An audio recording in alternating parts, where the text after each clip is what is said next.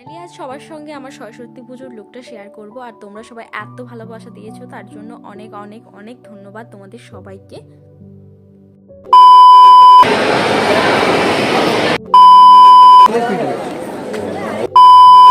Hello everyone, আজ তোমাদের জন্য শেয়ার করব সরস্বতী পুজোর লুকটা কীভাবে ক্রিয়েট করেছি।